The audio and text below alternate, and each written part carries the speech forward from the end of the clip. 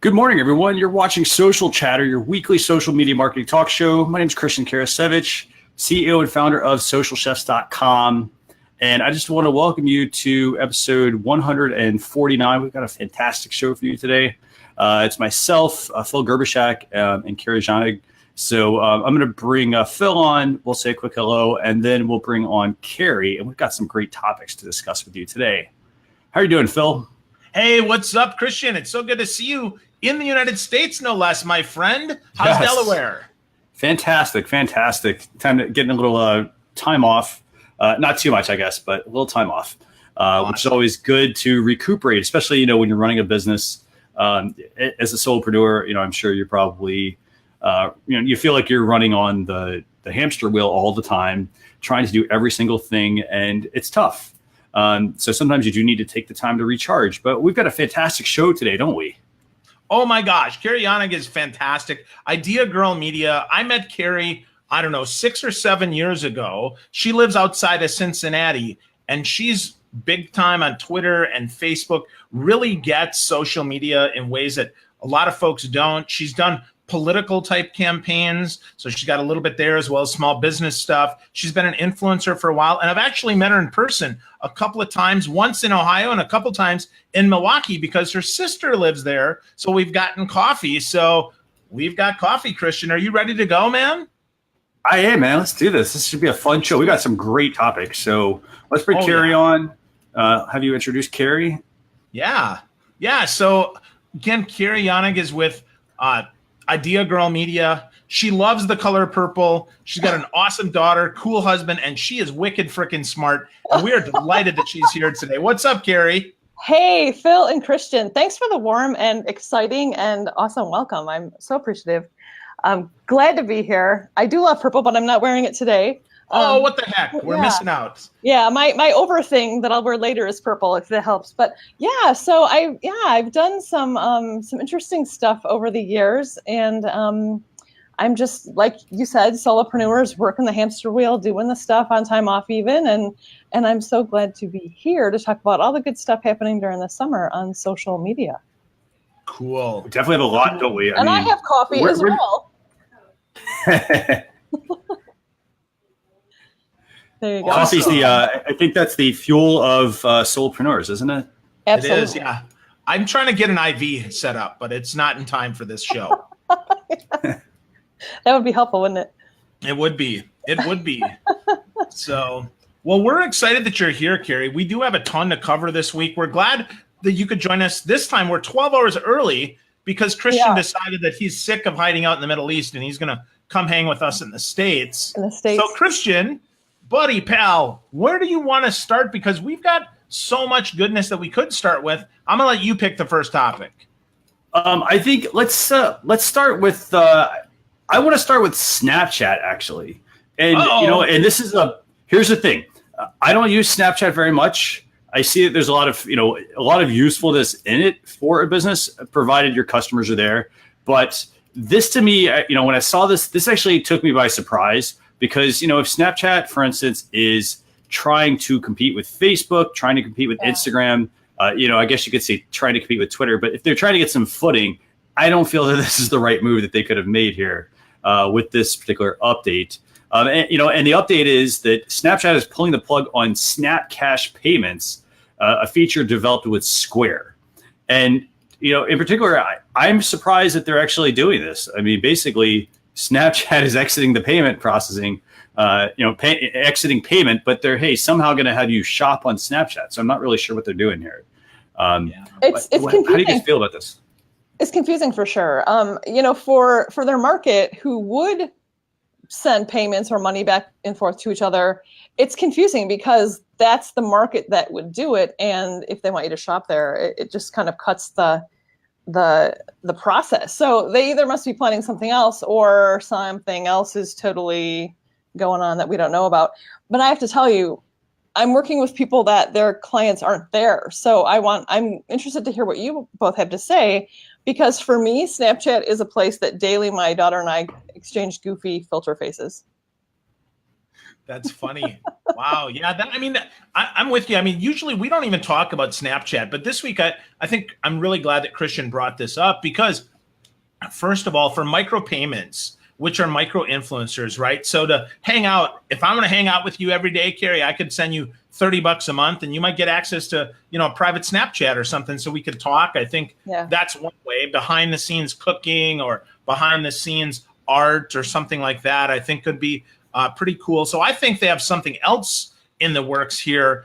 And from a B2C perspective of those who, we want to show our customers a little bit more intimacy into our business, I do think Snap can work. I do think that there's going to have to be some sort of payment. My guess, because they gave us a whole month run, is that maybe they're going to go with Stripe instead of Square, right? I think that makes the most sense. And there's dollars to be had out there. I mean, $5, $10 at a time.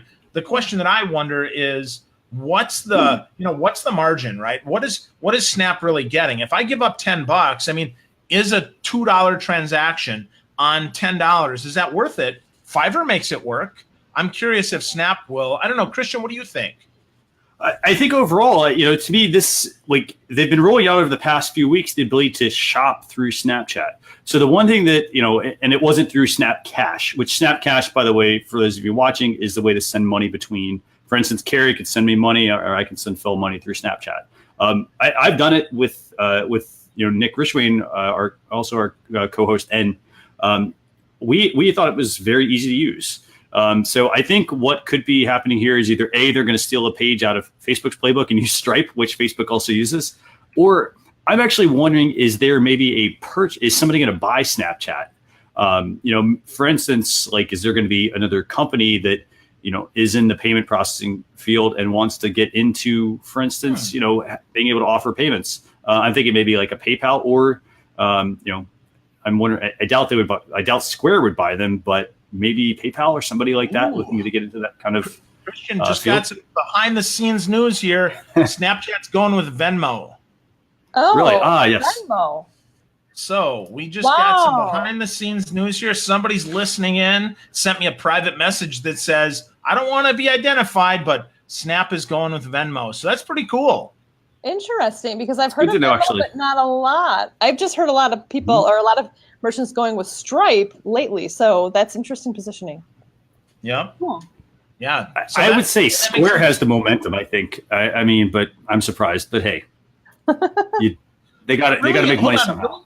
I really think Square has momentum. I don't think Square has any momentum. And I think the fact that Jack Dorsey, who runs Twitter, is running Square actually makes me like Square less. I'd rather use PayPal than Square, because if they totally junkify Square like they do with Twitter, I don't know. I'm skeptical. I think it's smart to go with Venmo. I think Square is popular in like Main Street type merchant businesses. I'm seeing a lot of them. They're using the iPads and they got the Square hooked up. That's where they're popular. But I have to agree with Phil here that I mean, my website is set up with PayPal and Stripe. I'm not there. So, but I've been curious about Venmo. So I think this is kind of a neat little development. Let's see what happens. Yeah, definitely. Cool. So, but for those who watch this, it's going to shut down. What is it? August 30th, right? Yeah. Yep, August 30th. So get your money out of Snap Cash and get your butt moving to Venmo. Set up a Venmo account right away. Very easy. I think you can go to Venmo.com, I think it is. Yep. Venmo, Venmo.com. Yep. And that was, a long time ago, Gary Vee was pumping Venmo. So I'm curious, if that's still happening. If Gary's still a big fan, if he's still I don't remember if he invested or not, but Gary's someone that I like to follow because he's really smart. Not only does he have a ton of energy, but he does a lot of stuff in the startup space that is very interesting to me, and I learn a lot from him all the time. If you don't know who Gary Vee is, you probably shouldn't be, or you should or Chuck, right? That's it. So just saying, right? Yeah, absolutely. So where do you want to head next? So we're done with Snapchat for the week. Where do you want to go next? Thank God. Hope maybe for the year. Yeah. Phil, what about LinkedIn? Can we do LinkedIn? Oh, please. You're playing right to my strength, Carrie. Thank you. Yeah. Yes, So yes. Follow back to me Please then. Yeah, All right, so absolutely. LinkedIn. Yeah, LinkedIn. So LinkedIn has got more features in your posting. They've got video chat, captions, article quotes, and translations. And we talked about translations, 2 weeks ago? We talked about it. But these new features are pretty cool. These new features about adding captions and sharing article quotes are pretty neat. So, Carrie, I'd love your feedback on this because I could talk about this all day, but I'd love to hear what you think about this. I know you love LinkedIn, and you've heard my opinions in the past. I've had kind of a love-hate relationship with LinkedIn. I think we need it. We need to do LinkedIn. We need to have LinkedIn and use the power that's there. But I've always, in the past, I felt they take 2 steps forward and 3 steps back. But in the past, I want to say 6, 9, even 12 months, I've been more enthused, and I actually utilize my LinkedIn more. These features, these features, I feel are good. I mean, you have to have the subtext in the videos, and now the quotes thing, I'm not sure I would use so much, but I think it's good for people who are in that mindset that would use it. So that's great. And then of course translations. I mean, everyone is with a global sphere now, so it just makes sense. So I'm enthusiastic about this. I hope that doesn't surprise you. Well, it does a little bit, right? Because I know you were pretty slagging on LinkedIn for a while, but I'm glad to hear that these are more features because I think you're the more kind of normal user than I am. I'm a LinkedIn evangelist because I love the potential of it, right? I think there's a lot there, but I love that to hear that you're gonna do more with this and see this. I see that article sharing being an option for sharing from, if they ever get here, to sharing from company articles. I think that's the next iteration here. Yeah, I think so too. So yeah, especially as they're going to allow now us finally write articles from the mobile platform instead of having to save them in Notepad and then upload them or put them in Google Docs and then upload them. I think that's a big move in the right direction. Mobile first world we live in. What about you, Christian? What do you think, buddy? I will say I love what LinkedIn is doing especially over the past few months. I mean, they've done some amazing updates. We talked about translations a couple of weeks ago. The ability, and these are things that if you've used Facebook, for instance, you're like, hey, these features are already there. But LinkedIn, I think, now that Microsoft owns them, they're starting to actually do something with it. And they're adding things that should have been there to begin with. The video captions feature, the ability to share quotes. In particular, the other thing I thought that was actually unique is the ability to access all your content that you've created by simply going to your menu drop down and selecting the and looking under the manage option there to be able to see everything you've shared, everything you've written, videos you've recorded. I think that is really important because what's one of the weaknesses of Facebook? Finding all the stuff you've ever shared. Absolutely. I think this is also very handy for the social media manager that is helping others with their LinkedIn, gathering the information and grabbing something quick on the fly. That's huge because it was really hard before.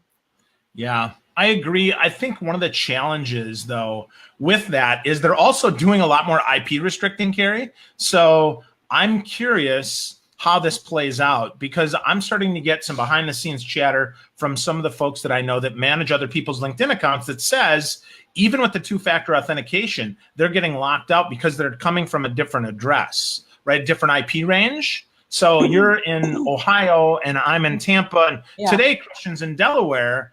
And so therefore, it might, if I'm managing Christian's account, it might not know that I'm in Tampa, which with these mobile features, I think this allows more because you have one person managing the desktop and one person managing the mobile. And the key, I think, is to keep that separation of church and state. Mm-hmm. Sure. It does get tricky, but I think that we're going to find the bridge. I'm not overly worried about it. Yeah, I agree with that. And I actually like the example you gave there, talking about how, sometimes people that manage social media channels, they've run into those issues, those IP issues. I think you're going to start to see more of those issues crop up. And that's one thing where, if you're using a dashboard tool, I think that those can be, in particular, very useful. That way you don't have to run into those as much. Yeah, So. absolutely. Can I say one more thing about publishing? Of course. Yeah, sure. Yep. I think it's great that we're going to do the mobile thing, but I want them to enhance their publishing platform a tad more. I want to be able to be more savvy there, and it's just clunky. And so if anyone's listening from LinkedIn, that's my request. Maybe by What's Christmas. that mean, Carrie? Tell me more what that means. I'll pass that along and tag the product managers on LinkedIn. Oh, awesome. So, I go in there and I want to publish, and it's just, the features. If I'm used to being a blogger and I'm in WordPress, I want more of those WordPress features. It's clunky as far as putting images in and video. And even like bolding your text or formatting the whole thing. It's just not super smooth. Okay. So I'm curious though, a lot of people like Medium as a platform because it's less. Right. And I'm wondering, and I'm just asking, I honestly, I don't even think about this. So you brought it up. Yeah. Do you think that people who aren't WordPress savvy find this an easier platform, or do you think that it's still hard for them too? I'm just curious. I don't know how they would, because like one time I tried to, and I don't love this idea, but I tried to actually put one of my articles from my blog onto LinkedIn. And so I was copying, and it just was really clunky to do that. I just think you need to be smoother, even if it's easier like Medium. And I have written an article on Medium under a different ID to test it.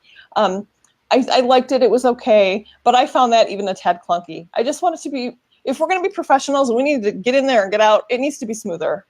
Okay, cool. Good feedback. So Terry Green agrees with you, Carrie. She says LinkedIn publishing is clunky for images and quotes majorly. So, okay, so cool. So that's good feedback. I'll pass it, I'll pass it along. It's not like I have a direct line, but I'll post it on LinkedIn and tag some of the folks that I know to see if we can get some airtime on that. I'm sure, that they're continuing to enhance this. I mean, it's very interesting that they're finally giving us the ability to do this mobile. I'm super excited. That's really exciting. If you tag me, I'll put something affirmative in the comments. Yeah, cool. I will, yeah. And go ahead and tag our friend AJ Wilcox as well. That's right, AJ. AJ's a LinkedIn ads guy. He was on my podcast this week. AJ's freaking awesome. So if you don't know him, we're going to have him on a future episode of Social Chefs. Not to take away from Carrie today, but just know we got good stuff coming. It sounds like I probably need to get to know AJ. You do. I'll introduce you. Great person to know. Yeah. Great guy. Yep. And Terry, hey, real quick, Terry's got one tip for you, Carrie. She says use the plugin for Medium. Copy and paste from the WordPress view side when putting into LinkedIn. Okay. So she's got some stuff for you. If you don't know Terry, I probably do. Make sure reach out to her. I'm sure she's full of great insight as well. She's a phenomenal virtual assistant and someone that I'm grateful to have in my network. So I'm glad you do too. Do you know her, Christian? Yes, I do actually. Yes. We met at the same. We both. Yes, at Social Media with Climate. Yeah, with Jessica. Yeah. Yeah, fun. Yeah, I can't believe that we haven't met up because she's in Ohio, not all that far from me. Ohio's just one big city, isn't it, Carrie? I don't know what the problem is here. Yeah, it's just like a coffee shop. That's what I thought. It's all Idea Girl Media all the time. That's what I'm saying. All righty. So where are we going next? That was fun. Yeah, that was great. So I think we should move to all about some Facebook stuff, right? Facebook syncing Instagram contacts to Messenger, which I think is, my goodness, this is interesting. They've been separate but equal for a long time. And now Facebook is saying, what the heck? We're going to make them even more the same. So, Carrie, I know that you do a lot on these platforms. What are you thinking about this? How are your clients going to be impacted, if at all? You know what? I like it and I don't like it. My clients are going to not care. They're going to go take care of this for me, and that's great. And whatever. I like it that it seems like I think it's inevitable that we're going to see Facebook envelop the Instagram, and it's going to be kind of like this arm that's really fun within Facebook. I like it from the perspective of it's an added feature, and if you want to use it, you can. But I don't love it because it's a lot of control that could go out of control, I think. Tell me more. What's that mean? Well, here's the thing. I make my my social media connections and how I access a puzzle because I feel like that makes it harder to hack me. And so just anything that's melded together, I think it's an easier hack. It's an easier problem. And with all the spammers and the hackers around, I just don't know. I remember when Facebook first they did something with contacts. This is maybe even 5 years ago. And if you clicked the wrong button, you had everyone's phone number, like their home phone number. And then like people that you didn't even necessarily know. I'm just like, okay, what are we going to see here? I haven't hopped in there to check it out yet, but it's kind of like, okay, but ... That's my perspective. Interesting. Very interesting. Christian, what about you, dude? I will say same exact thing there. I mean, when Facebook, this was a few years ago, when Facebook was trying to do a mobile phone, a Facebook phone, a lot of people, they had that option accidentally that popped up, to sync your personal contacts with your Facebook contacts. People, and all of a sudden, hey, my address book is all over the place. So I like the idea that things are coming together. Vincent Orlek and I, we've always talked about, over the past few years, Facebook and Instagram, they need to become one at some point. I like the direction they're moving here, but I also, like what Carrie's idea here is about, keeping everything kind of separate, because on Facebook, sometimes people have, they put certain contacts on Facebook, and then there's certain people they connect with on Instagram, and they don't like to mix the two. I think that, at some point it's going to become just common that they're going to put everything together without giving you that option. So I'm glad they're moving in the direction, but to me, it's a concern, I think, because Facebook right now has a lot of things going on that, people aren't really happy about with Facebook. All the data, issues, all the privacy issues. So do I really want my Instagram? Do I want to put more into Facebook? I personally would, but I know a lot of people that don't. I'm curious your perspective though, Phil. What are you thinking? Yeah, well, so I think this is just one more step closer to a unified inbox, which is what many people have begged for years, but a true unified inbox where I can respond to the same person. They're cross-platform. I mean, right now, the Nimble CRM is the closest thing that I have to this, but it doesn't sync Instagram. And I'd love to see, and Facebook doesn't really let you sync your personal contacts either, not because Nimble doesn't want to, but because Facebook says, no, there's no business. Well, there is business. I mean, frankly, I connect to people on Facebook a lot of times because I want to do business with them at some point. Now, as we go here, LinkedIn is like, you're in my office, right? Come talk to me about business. Instagram is, hey, come talk to me in my living room. So I really think that we're seeing a shift over to more Instagram type people. As far as melding goes, again, I'd love to see them also match up my LinkedIn contacts. I'd love to see them match up my Gmail contacts and really unify that inbox, because as a business owner, heck, I don't want to go to 8 platforms to check for notifications. If I could get one that actually worked and actually touched them all, maybe this is Facebook's attempt at going to a CRM. Maybe this is what's next, right? They talk about Facebook launched Jobs a while ago, kind of quietly. I haven't heard anything about it since they launched it. But I'm curious, right? Is this the next step in this? I really don't know, but I think it could be. And I think for businesses, again, a lot of times business owners get friended on their personal profile because they're the face of the company. Yeah. And it's also, Go ahead. Go ahead. Oh, I hear you. I think that a unified inbox would be great, but I don't want it. I want to be able to import that somewhere that I can control it. So I want my Facebook and my Instagram and everything else to go to it, not the other way around. Is that outlandish?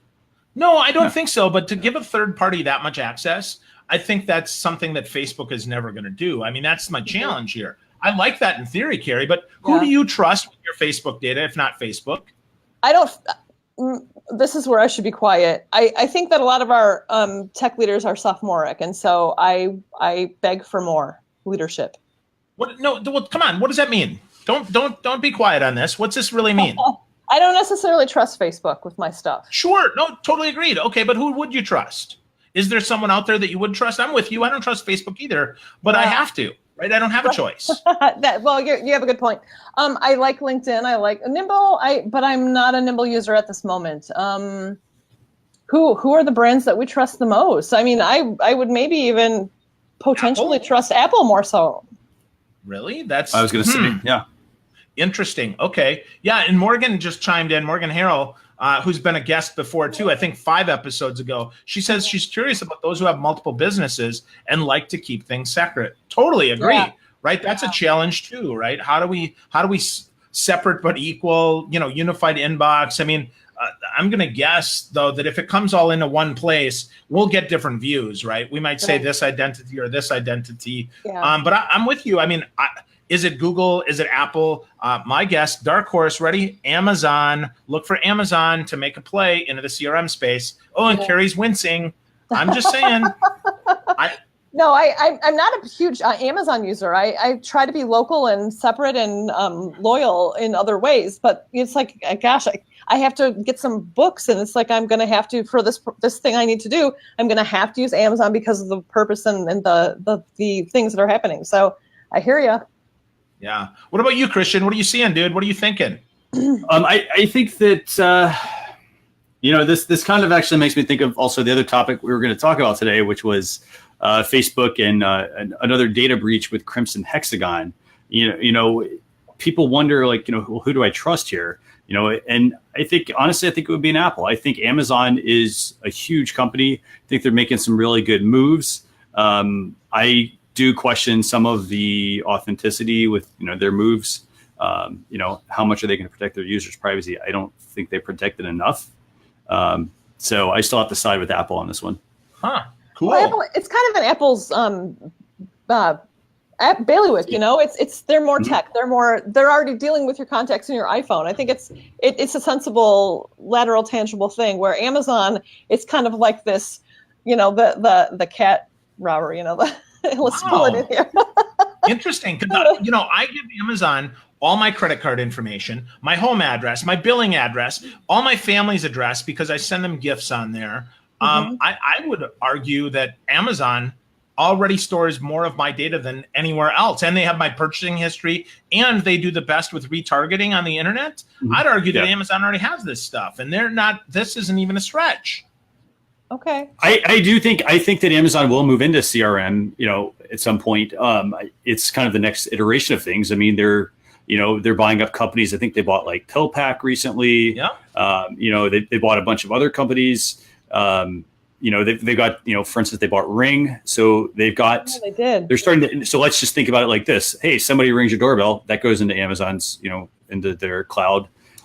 You make some medical purchases, that almost in a way strengthens the security, I think, in people trusting Amazon a little bit more, because they have all of that as well. They've got Amazon Photos, they've got, your Alexa data, all that sort of stuff. So I think that, I could see Amazon doing it. I think it's going to be, there's going to have to be some sort of move that they make to get people to trust them more, I think. Well, more HIPAA compliance is going to help, right? So the whole PillPack purchase, Christian, I'm glad you brought that up, because more HIPAA compliance equals more trust. HIPAA is the strongest force in the universe when it comes to data privacy. Yeah, that's true. But that's right. I mean, that tells me maybe that Amazon's next purchase is of Epic Software out of Madison, Wisconsin. That could be interesting. Maybe. I mean, really, because that's where all the data is. Yeah. Right. That's the thing. And Epic now is in most hospitals. My hospital group in Wisconsin was that way. Now the one down here at USF Health is that way in Florida. Holy crap. That's interesting. Okay. So if we see that purchase, we know where they're going. Yeah, absolutely. I see Facebook competing rather than collaborating.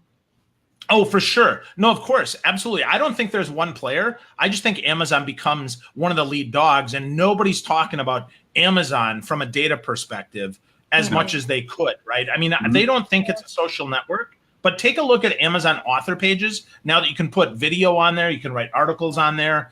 It's almost a mini Tumblr. It's pretty fascinating where they're going on that. And you can be an influencer, put together stuff to buy. Really interesting opportunity here with Amazon. Definitely. All righty. So cool. Well, it's almost Tool time, so I don't want to spoil Tool time, but Christian, we got to have one more, man. What about the watch party? Because maybe the three of us, we can do a Facebook watch party. Let's talk about watch real quick. So basically the bottom line here is Facebook is now rolling out watch party to Facebook groups. So if you have a Facebook group, you'll be able to hold your own watch party and get people watching your content. For example, they could be watching this show as a watch party. So that's the bottom line here. I mean, I think from a business perspective, watch party could be particularly useful. Personally, I don't really do too many, let me sit and watch this video with some friends and chat with them. I kind of just go on, like we're kind of doing that now, but I don't personally go on and say like, oh, hey, let me, put this show on and like talk. But I know Facebook's moving in the direction of, original content, whether that's TV shows, that's movies, possibly, at some point. So it does make sense from that perspective. I think it's attractive to the millennial crowd. Is this something, and I haven't done a watch party. This is not something that I would ordinarily do either, but is this something where you could, like if you have a membership group and you want to talk about a certain topic and this is part of the support and it's almost like a little bit webinar-ish. Can you make it function that way? Not yet. Not yet, but that's a great suggestion, Carrie, in the future, right? I mean, if you think about, because you already scheduled the event, now you schedule it on watch, and now you could do that. And Christian, 4 weeks ago, man, we talked about them being able to monetize those groups. Maybe this is the next step in that for these private watch parties. Carrie, that's an awesome suggestion. I think that's really, really smart. Yeah. That's, as a professional, as someone, I have a group that's kind of like it's sleeping, it's kind of, I jolt it with an article or two every now and again, but that would be helpful. That would be, I'd use that all the time. Office hours on the Idea Girl media page. Whoop, whoop. Yeah, particularly, with Watch Party, they're doing it for things like, in this case, they're talking about the article, hosting Q&As around particular hobbies, such as cooking or crafting, or in this case, it could be blogging or other topics for your business, sharing behind-the-scenes details of a video, swapping tips and tricks. Basically, it's essentially, it's almost like just having a live Facebook video and just bringing everybody into a Facebook group to have those conversations. So very useful, I think. Well, and I think with that, Facebook, got the rights to the NFL this year. I think this also makes a big play for a more social TV, perhaps with Instagram TV, right, with IGTV, which we also talked about a couple weeks ago. I think this opens up Pandora's box for a more social TV, which I really thought Twitter was going to beat them with this. I can't believe Facebook Watch is going to be Periscope. This is just Jack Dorsey, if you're listening, buddy, you missed the boat again with this. Yeah. Come on, just Twitter was my the boat, favorite. sell the boat. Yeah, Twitter was my favorite, and it's like, what are you doing over there? Yep. Yeah. So it has interesting possibilities. I will never be one that's going to watch an NFL game, but I think it's a really wise move to try and get people to do that via Facebook Watch. Yep. Yeah, it'll be interesting, and we'll see how many trolls then jump in on your stuff. Maybe because it's in groups, perhaps we keep the trolls out of there, the pro or anti government people that are making issues out of things that aren't really issues. Right. We'll see, right? I mean, that's always my challenge. I don't care if I'm in a political group, I want to talk politics, but otherwise, shut the front door. I don't want to hear about it. So yeah, you're correct, Phil. Yeah. So, okay. So are we into tools yet or no? Tool time. Yep. Now it's time for tools. So we got 7 minutes here to talk about tools. Carrie, that's a great segue for us. Christian, the man, the myth, the legend, is running the tool time ship today. So Christian, which is the first tool you want to bring up, man? So let's talk about WonderLens. WonderLens. Whoop, whoop. WonderLens. WonderLens. Is that like Wonder Bread? Is it edible? Phil, I want some of your vitamins. If you could send some up, that'd be great. Oh, I didn't take mine today, but I did walk for 2 miles on the in the rain. That was fun. Oh, awesome. Good. Yeah. Okay. So WonderLens. Yeah, WonderLens. So Carrie, did you download it? What's going on? No, I haven't downloaded it, but it looks appealing. I'm not the best one with images. I'm a terrible photographer, but I could see myself eventually hopping on and using this and making myself look like an astronaut. Sure. Awesome. So it's an AI powered dream camera is what they call it. But I'm with you. I'm not an astronaut either, though I do take up a lot of space, hoping to take up a lot less sometime soon. But I think this is interesting, right? I think this is geared more towards fun, taking pictures in your business and photoshopping yourself in, or photoshopping, for me, a bottle of wine into my pictures. sometime so that I can enjoy that, or maybe a cup of coffee, right? So I think that's an opportunity. Christian, did you download this one, buddy? I have downloaded it, yes. And here's the thing. I know there's no shortage of video apps out there to have on your mobile device, but what I like about this is I like the AI aspect, and I like the creativity. As you kind of just mentioned there, Phil, if I'm a business, I could, I might not have the best Photoshop skills, but hey, I've got a finger, I can draw around some objects, and let the software do some of the work. Yeah, so that part to me is the important part. I have apps that I haven't used in probably a year that I should just delete, but this looks like one that you could use it and bring it back or not use it for a while. And it's still great. So I'll probably download it. And I think here's the other thing. I think that, with something like this, and I think this is a free app. I think the other thing I like about this is it gets you used to using AI, because a lot of people, they're not familiar with AI. They have no idea how it works. And so in this case, it gets you into like having some of the software help you kind of offload some of those tasks that you might, maybe it'll take you hours, for instance, to cut yourself out of a video, for instance. So it took me a couple of years. Yeah. No, that's absolutely true. The lasso tool that actually works, huh? Mm-hmm. Because that was the process with Photoshop 100 years ago was, the lasso tool would just magically know, except it just chopped off my arm and made it look like I've got 7 ears and 3 eyes. It's like, that doesn't work. Yeah. And that's an interesting point. I mean, Photoshop, for instance, it's a powerful tool. It does a lot of things really well, but it also, there's a steep learning curve. So it's not like you can just, start using Photoshop and hey, all of a sudden it's going to improve my photos. I mean, you have to learn how to use it properly. Mm-hmm. So if I'm a business, this might be something I would recommend testing out. Yeah. Download it, give it a try. It's not going to apply to every business, but you can use it. For instance, like a restaurant might be able to use this. I think, maybe you want to take some of your dishes and put that in on the moon, or if you're a sandwich shop or a coffee shop, put it on the moon, or I don't know, maybe there's you can swim in the pool with it or whatever. Or put it, or have your customers holding it and whatnot, or maybe a customer wasn't able to send you a photo. So I think you've got a good tool to work with. Yeah. Awesome. Dig it. Cool. So we got time for one more tool, Christian. What you got? Okay, so tool number 2 is Biteable.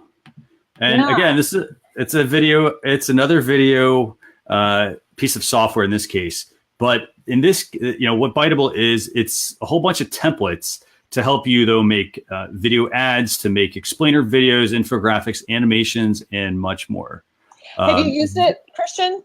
I have not used this one, but I love I looked at a lot of the templates that were available here, and I liked all of them. I like that, they're different than the cookie cutter approach that you normally see for a lot of videos. To me, it was key, I think. I invested in a video maker template thingy, and it was expensive and hard to use. And so I just got so frustrated. And then the other ones that I tried out there, it had it looked a little homemade. And so I couldn't ever settle into one that I really loved. So I'm intrigued to see what this one does and produces. And this one's used by a lot of big companies. Microsoft's using it, Shopify, Mattel, Hilton. So you've got a lot of very well-known companies that are using this. So it's not just a fly-by-night video application. They have something there, obviously. Nice. Cool. So Phil, have you tried it at all? Have you looked at it? No, I didn't try it. I want to. I've been thinking about different things that I'm going to do with video. I've got some testimonial videos that I want to play with. So Biteable is one that I'm going to try. And when I do, I'll make sure that I share that so folks can see it. And if anybody's listening and they've used it, leave us a link to your Biteable video. I'd love to see what yours looks like, to see if it looks good or if it's hokey or what, because frankly, I'm looking to go simpler, and I don't like paying $50 to $150 every time I need a video clipped, because I'm video challenged. That's the nicest thing I can say. I'm thankful Christian takes care of these for us, because I'm not good at that. Yeah, and you pay $50 to $150, and then you're like, by the time you're done, you just want to throw it at the wall because you're like, I'm so frustrated, and it doesn't even look that good because you're not the video, magician. So I'm intrigued by this. This is looking good.